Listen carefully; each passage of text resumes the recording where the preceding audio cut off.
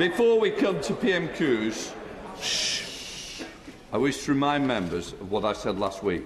I want concise, focused questions so we get through the list. I want much less barracking and heckling of members, and that behaviour is discourteous and does nothing to enhance the reputation of our House or its ability to scrutinise the Prime Minister. I expect members to reference each other in a courteous and orderly fashion. Finally, I want to welcome to our gallery the Ukraine Ambassador. You're right.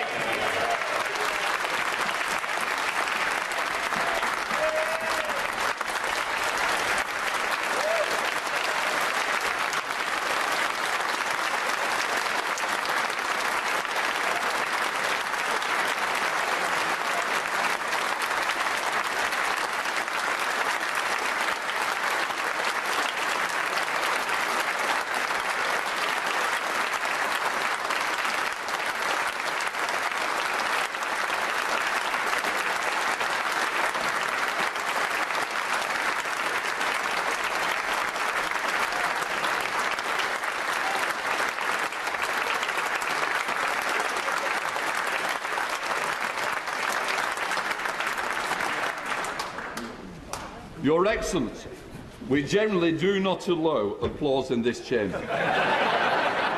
But on this occasion, the House quite rightly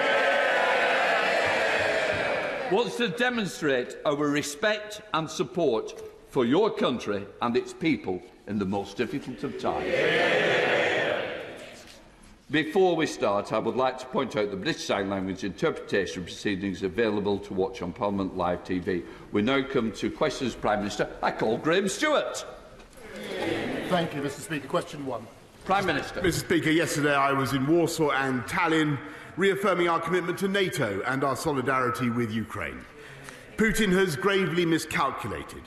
In his abhorrent assault on a sovereign nation, he has underestimated the extraordinary fortitude of the Ukrainian people and the unity and resolve of the free world in standing up to his barbarism. The UN General Assembly will vote later today, and we call on every nation to join us in condemning Russia and demanding that Putin turn his tanks around.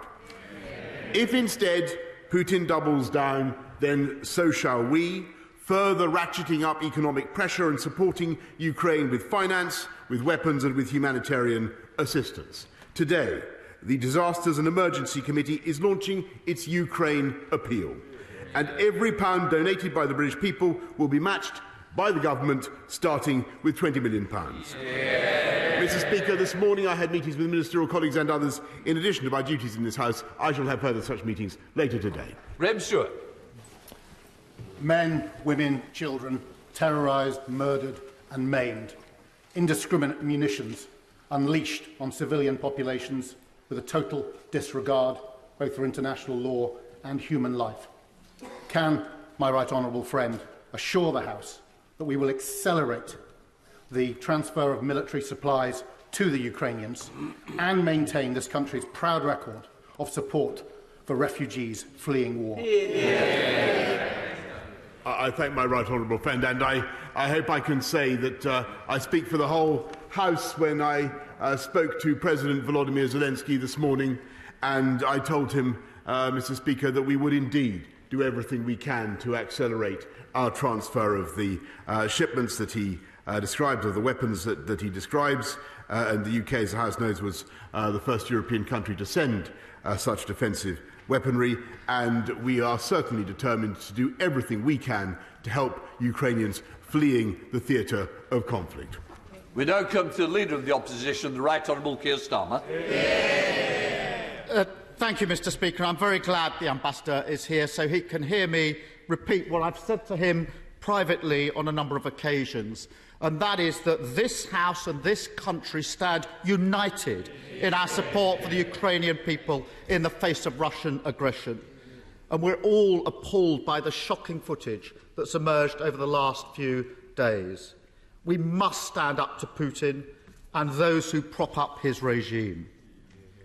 Mr. Speaker, Roman Abramovich is the owner of Chelsea Football Club and various other high-value assets in the United Kingdom. He's a person of interest to the Home Office because of his links to the Russian state and his public association with corrupt activity and practices. Last week, the Prime Minister said that Abramovich is facing sanctions. He later corrected the record to say that he isn't. Well, why on earth isn't he? Mr. Speaker, it's not appropriate for me to comment on individual cases at this stage. And it is. But what I can say, and I stand, Mr. Speaker, by what I've said in the House and what we've put on the record. But be in no doubt that the actions that we've already taken, that this House has already taken, are having an effect in Moscow. And by exposing the ownership of properties of companies in the way that we are, by sanctioning 275 individuals, already a further 100 last week, the impact is being felt. And what we will publish in addition, Mr. Speaker, is a full list of all those associated with the Putin regime. Of course, we have already announced sanctions on Putin and Lavrov themselves. I can tell the House that they will have heard what the President of the United States had to say last night. The vice is tightening on the Putin regime, and it will continue to tighten. Keir Starmer. I hear what the Prime Minister says and the way in which he puts it, and I hope that may mean we'll see some action in the near future. Last week, Putin summoned to the Kremlin the cronies who prop up his regime. They dipped their hands in the blood of Putin's war. Among them was Igor Shuvalov, Putin's former Deputy Prime Minister. Shuvalov owns 2 flats, not 5 minutes' walk from this House. They're worth over £11 million. He is on the EU sanctions list, but he's not on the UK sanctions list. When will the Prime Minister sort this out? Mr. Speaker, I think the House should be proud of what we have done already, and I can tell him that there is more to be done. And thanks to the powers that this House and this government has taken, we can sanction any individual, any company connected with the Putin regime. And this government was amongst the first in Europe to ban Aeroflot, Mr. Speaker, from our skies. This government led the way last week in banning the use of SWIFT, Mr. Speaker. And if you talk to any of our European partners, he would understand the leading role the UK has already played and the impact that those sanctions are already having in Moscow. And as I've told him, the squeeze is growing and it will continue to grow on the Putin regime. Keir Starmer. Mr. Speaker, I support the measures that have been taken so far. The ownership of Shuvalov's flats is registered under Sova Real Estate, which is actually owned by Shuvalov and his wife. We only know which oligarch lurks beneath that shell company because of the information obtained and disclosed by Alexei Navalny. Navalny, of course, was poisoned by the Russian state, and he now sits in a Putin jail. Transparency is essential to rooting out corruption. It should be built into our law, but it's not. And I'm ashamed that we only know about Shuvalov's Westminster flats because a dissident risked his life. Is the Prime Minister?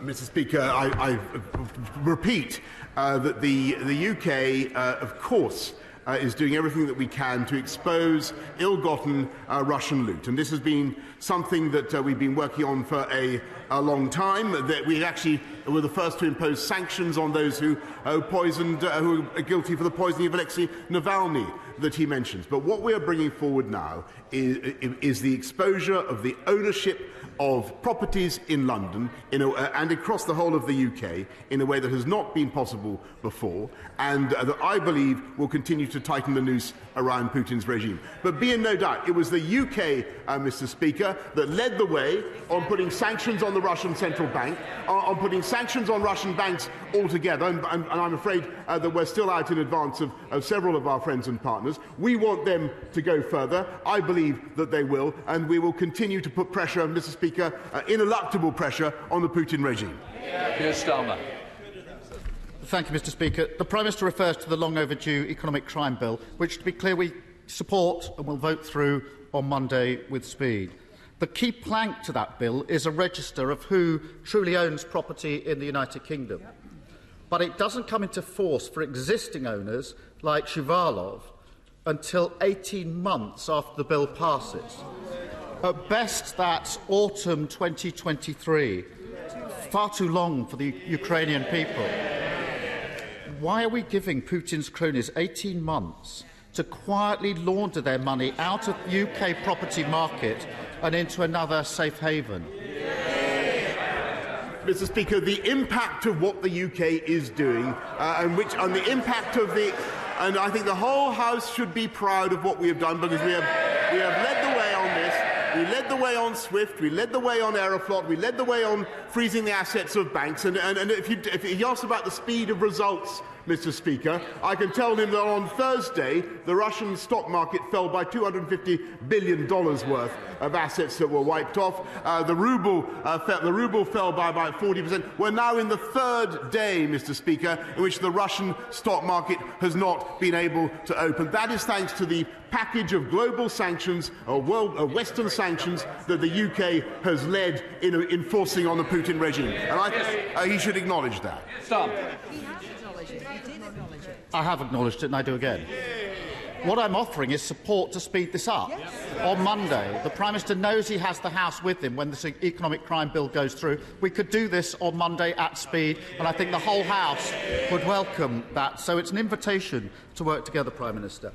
The Business Department published a white paper this week. It rightly sets out that the UK's companies register is being exploited to further the interests of the UK's enemies, to help them move stolen money into the West. But the same department, on the very same day, published an economic crime bill which did nothing to address this, leaving Companies House untouched and still exploited. So will the Prime Minister work with us to amend the bill on Monday to include the most basic reforms like identity checks for directors? As I've said, Mr. Speaker, we are bringing forward at an accelerated pace measures to whip aside the veil of anonymity of those who own assets in this country and those who own property in this country. And furthermore, Mr. Speaker, we are going to be publishing a list of all those, Mr. Speaker, who have assets that are related to the Putin regime. I'm delighted by the support that the Right Honourable Gentleman is offering. If we can work together to make sure that we strengthen and accelerate the package, then all the better. Keir Starmer. Mr. Speaker, we will work in that spirit and bring forward amendments on Monday to try and achieve all the ends that I've identified in these questions. And I think this can be voted through on Monday at speed with the full support of the House. And I'm very pleased that we can show that unity with the Ambassador here watching us. In this week of darkness, we have seen glimmers of hope in the resolve of Ukraine, in the unity of our allies, and in the bravery of Russian protesters.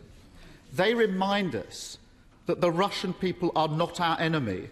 They are the victims of thieves who've stolen their wealth and stolen their chance of democracy. For too long, Britain has been a safe haven for stolen money. Putin thinks that we're too corrupted to do the right thing and put an end to it. Does the Prime Minister agree that this House and this country stands united in our support for Ukraine, and now is the time to sanction every oligarch and crack open every shell company so we can prove Putin wrong? Prime Minister. Yes, Mr. Speaker, and that's why this government has brought forward the unprecedented measures that we have. And I know that the whole House will agree with me that nothing we do in rooting out corruption and corrupt money in London or any other capital should for 1 minute, and I want to agree with him very strongly, should for 1 minute distract from where the true blame for this crisis lies, which is wholly and exclusively and entirely with Vladimir Putin and his regime. And I'm glad that the benches opposite are resolved as we are that Putin must fail in his venture, and that we must ensure, Mr. Speaker, that we protect a sovereign, free and independent Ukraine. And that is what we are going to do. And with the unity of this House, Mr. Speaker, with the continued heroism and resolve of the Ukrainian people, which is so amazing that we've seen over the last few days, and with the unity of the West that we are seeing, which I think has also taken aback President Putin, I've no doubt at all, Mr. Speaker, that he will fail and that we will succeed in protecting Ukraine.